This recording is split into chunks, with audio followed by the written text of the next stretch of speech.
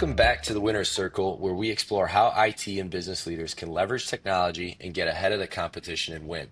I'm your host, Pavle Maidla, and today we're diving into one of the most critical challenges facing organizations of all sizes, managed detection and response in an era where cyber threats are evolving faster than most security teams can keep up. Joining me today is someone who's been on the front lines of cybersecurity for years, helping organizations transform their security posture from reactive to proactive. He's the Senior Director of Cybersecurity at NexusTek, a George Mason University graduate who's passionate about building resilient security operations that actually work in the real world. Jason Thatcher, welcome to the Winner's Circle. Hey, thanks for having me. I appreciate it. And excited to talk about how organizations can actually get ahead of threats instead of constantly playing catch up. Before we dive deep, let's set the stage. So, Jason, we're seeing headlines about cyber attacks every week. Organizations are getting breached, there are ransomware attacks, data theft. From your perspective on the front lines, how would you characterize the current threat landscape?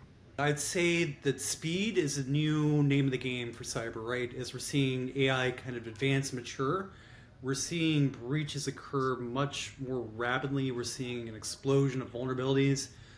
So I think the um, the threat landscape over the next year is going to be fueled by AI based threats, and I think the natural response for security teams is to have basically a response that works as quickly to address these proactively. Yeah, and so to your point, I've read some sobering statistics. Roughly 90% of CISOs out there believe they're at risk of a material cyber attack. And with, 133 new vulnerabilities discovered each day, it feels like, we're almost in an arms race that defenders are losing. What are you seeing from organizations that come to Nexus Tech? What's driving them to seek help? The thing that we're hearing the most from the field and from CISOs and security teams is alert fatigue, right? It's getting the value out of their tools, and it's the same thing that we hear frequently. It's a bombardment of false positives. Um, Teams are constrained, right? It's a lack of resources, and threats are getting faster as well. So it's a double whammy, right? As teams get more kind of constrained with being able to respond to these effectively and rapidly, and then drowning in alerts too. So it's basically, I think it's moving towards the consolidation and addressing the noise. How do you tune out the noise and focus on what really matters, what's really impactful for the organization? Right. And so, when we talk about that, from a managed detection and response standpoint or MDR, it's not a new concept, but, it seems like it's evolved significantly. There's been an evolution to that point, as you mentioned, coming together. When organizations tell you they've, tried MDR before and weren't satisfied, what typically went wrong in their previous experiences? It's the same old song and dance we've heard from years. It's too many alerts, too many false positives, and then it's a lack of the second step, right? If you have an issue or a threat, don't just tell me about it. Help me fix it, right? Help me address it or fix it for me, and then tell me about it, right? And I think that's the next evolution of where MDR is going to go. It's much more responsive, and it's much more action based versus alert based. Basically, an alert will come in at 2 a.m. on a Sunday. The security team is hopefully sleeping. What do? How do you respond to it, right? And usually it's going to be either through, at 2 a.m. on a Sunday, it's likely going to be a vulnerability, right? So having a partner that can take the action to prevent that threat from escalating into a ransomware attack, as an example, is a perfect kind of candidate. You get the alert, right? The security team investigates it, and then typically what an MDR provider would do is punt it over the fence and say, "Hey, security team, wake up! It's 2 o'clock in the morning. Need you to go respond to this threat," right? And that's exactly what security teams don't need. They don't need to be woken up at 2 a.m. to respond to something that a partner can basically resolve for them. So we would take the extra step. We'd go in, isolate the system, take it offline if need be. Patch management, right? If it's vulnerable, we'd apply the patches. Just as a couple of examples of the actions that we take, right? So it's basically our focus is alleviating the burden on the security team and having them take that secondary step into action. And as a partner, using our services, we would automate a lot of that response action and the patching and the remediation as well. So that's where I see it going. It's my biggest goal is to let security teams sleep through the night at 2 a.m. on Sunday. You mentioned coverage across networks, endpoints, applications, clouds. Why is this comprehensive approach so critical, and what happens when organizations have gaps in their coverage? I think there's a lot of confusion in the market around what exactly is an MDR, right? So we saw a lot of EDR providers enter the marketplace and then try to pivot into MDR, right? So that's extended detection response, and I don't believe that they're the same thing. I think it's very different, right? You have endpoint protection, you have MDR. MDR is more comprehensive. You have different disparate tools which you can monitor beyond the endpoint. The analogy that I like to give why an MDR is so advantageous is that you can see telemetry beyond the endpoint and then basically correlate the events. So as an example, malware gets detected on an endpoint, right? An EDR is great in containing that endpoint, and you can see what happened on that endpoint, but it doesn't paint the whole picture, right? What I'd want to know is what is the root cause, how did it get there, and what steps or actions can I do moving forward. So as an example, right, we have malware detected on endpoint. Well, looking at the logs in MDR, we can see that it initiated as a phishing email in accounting, right? So when an accounting clicked on it, downloaded it on the laptop, right, detonated and basically compromised the endpoints, and then I can go back and trace and figure out how did it get there, right? And I can take additional steps in the future to prevent that from happening. So as a takeaway, one of our recommendations would say, hey, that person accounting, they need additional awareness training to prevent them from clicking on a phishing email in the future as well. Did it spread? Did it go beyond the endpoint, right? Was it a remote access Trojan? Is there persistent access? There's all these other factors that happen before and after the fact, and you have to have the comprehensive picture so that you know how to address it in the future as well. It's not just addressing a point in time, it's understanding the root cause and then basically understanding the full life cycle and remediating beyond the endpoint. And I think that's a very critical piece and why an MDR solution is valuable. In an industry that's increasingly automated, why is human expertise still so crucial? So I'm all for automation, right? Whatever you can automate. But it's not a replacement for human context, right? You do need an understanding from a human layer so that you have that additional context to tie it all together. And I see AI and automation help augment that human element, but I don't see the human element ever going away completely, right? I think it's a combination of people, process, and technology, right? You can't replace all three, but it's becoming as efficient and in helping the humans respond to threats as quickly as possible as well. And in taking automated response actions where you can, wherever possible. As an example, a malicious IP detected coming into the network, you can block that automatically at the firewall. That's an easy task to do. Do you need a human for that? Absolutely not. But do you need a human to look at the context, right, and understand how we can make recommendations moving forward to help protect the organization? I don't see that being automated away in the near future, to be candid. So again, everything comes down to people, process, and technology, having the best people, having bulletproof processes, and then having best breed tech to help respond to these as well. Can you walk us through a scenario where this makes the difference between business continuity and business disaster? Cyber has to be translated into business impact, right, and risk, and in finance as well. So understanding what the impact of a ransomware attack is an example and the impact it has to your business beyond just the downtime, right? There's the intangibles, like what is your brand impact, right? It's something like 60% of SMBs go out of business within a year after a ransomware attack. So Yeah. you have to think of it as an investment, right, to reduce your risk, and you translate that risk and that financial impact to the cost of the services, right, to basically have that business impact to justify having an MDR service. Why NexusTek has a differentiator, in my opinion, is a consolidation of tools for MDR and VM, and then that automated response action and in patch management integrated into one solution.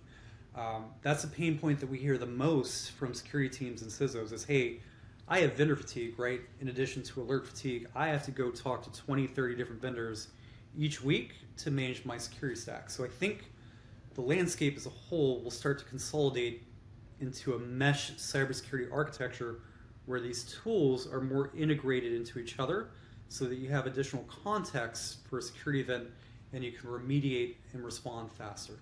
How do you help organizations understand the true cost benefit equation of investing in robust MDR?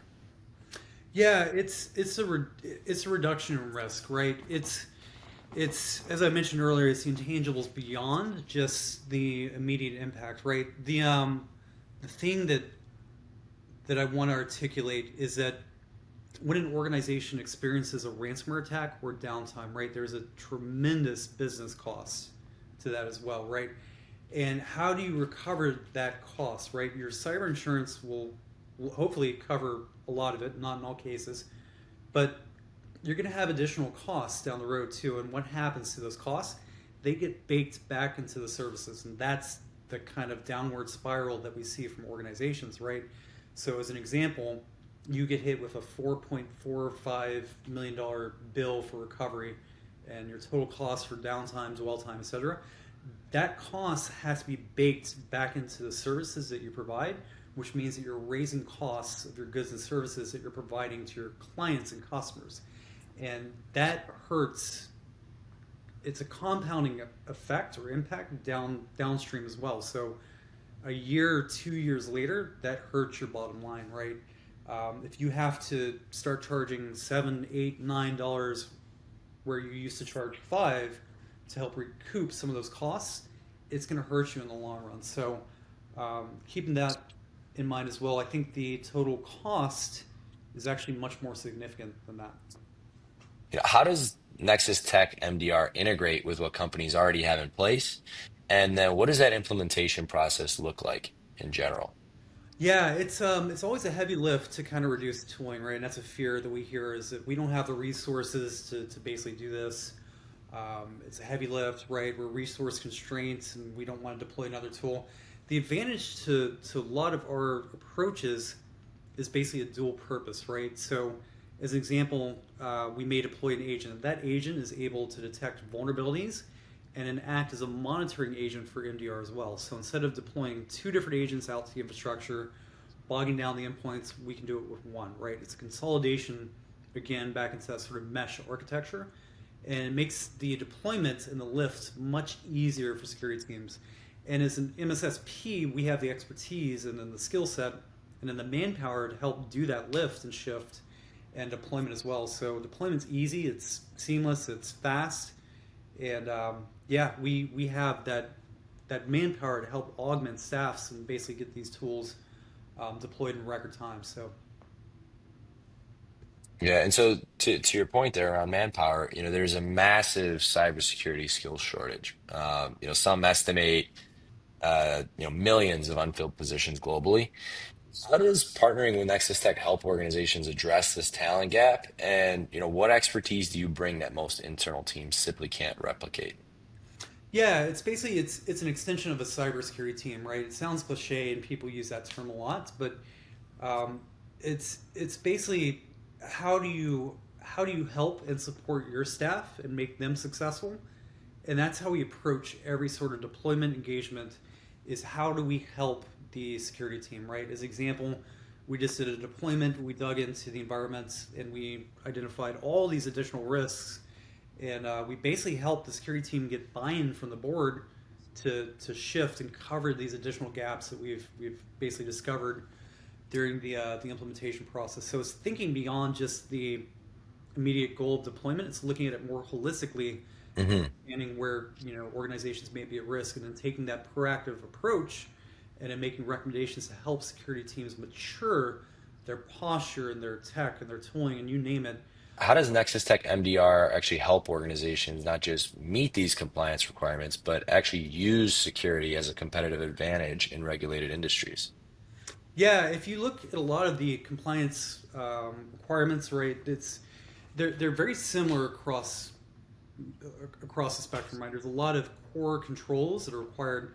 As an example, like logging and monitoring is almost boilerplate across all of them. Vulnerability management, boilerplate across all of them as well. And so those are two that we basically integrate into our MDR service. It's vulnerability management, it's MDR, logging and monitoring, ensuring that you have logs retained for about a year, usually, is a requirement for most of the compliance frameworks as well. We do that out of the box, right? So you buy an MDR solution typically from some providers, they'll usually have 90 days like online and then the rest put into frozen. One advantage is that we have a year's worth of logging online and hot, so you can search it at any time.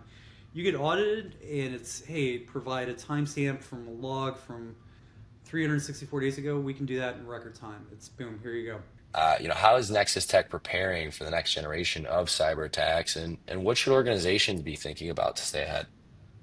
I think AI-powered attacks are the future, to be candid, right? It's we've heard about AI for so long, but I think it's a very real thing. It's basically we're seeing that um, breaches and basically vulnerabilities are being exploited like faster than ever. So it's having a very good patch management in place and in understanding where you're vulnerable and in just having those systems integrated with each other, right? Like it's so simple. It's having detection and response, so you can see these emerging threats. Like the advantage to an MDR, if you think about it, is can you identify those patterns proactively and address it before an attack occurs?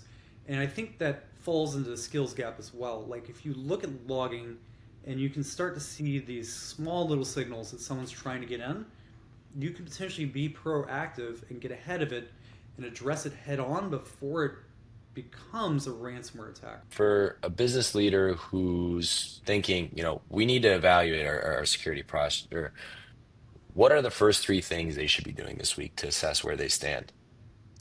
I think awareness of the threat landscape, right, is understanding what's coming, what's there, and is staying situationally aware. It's really hard to stay on top of all these zero-day threats, right, vulnerabilities, um, and that's where I'd focus, right. Staying current, like as an example, we had the SharePoint exploit 2 weeks ago. Um, Understanding your asset and inventories, right? Are you impacted by this? It's being able to correlate um, what assets do I have, right? What's checking in, and understanding if you're exposed. Then, when organizations are evaluating MDR providers, what questions should they be asking to separate the vendors who just monitor and alert from those who actually deliver comprehensive threat management and remediation? It's understanding the value prop, right? And what is the organization's role, roles and responsibilities, right? Is your MDR service provider just going to be sending you alerts, right? And I think it's time to move beyond that. As security teams are stretched thin, just getting bombarded with alerts that are false positive, too frequent, um, and just not really actionable. I think I think those days are numbered, right? I think it's time to shift to response actions, and in having a partner that can actually remediate and take that response action for you. You don't have to do it alone, right? So it's don't feel that you're fighting this battle in the dark, right? Cybersecurity is a team sport, and we're all in this together, right? It's us versus the bad actors. So having a partner that understands your organization truly and then your risk footprint, and then having a partner that can actually take action for you and not have to wake you up at 2 o'clock in the morning on a Sunday. It's fundamental. So For our listeners who would want to learn more about NexusTek MDR or even get started with a security assessment, where should they go? you can reach out through our website. Is a great way to contact us. We will get back to you as quickly as possible through form intake, or follow us on social media is another example. Or yeah, just reach out anytime if you want to jump on a call and just understand how we can help, or our services, and what we can do to make you more secure. That's great. And we'll make sure to leave a link here in the show notes afterwards. Um, Jason, thanks for joining us on our Winner Circle. Yeah, no, thank you for having me. I appreciate it. Thank you. Have a great day. Yeah, thank you. And that's a wrap on today's episode of the Winner Circle. Remember, in cybersecurity, the best defense is staying ahead of the threat, and sometimes that means partnering with experts who can provide capabilities you simply can't build in-house. We'll see you on the next one. Take care.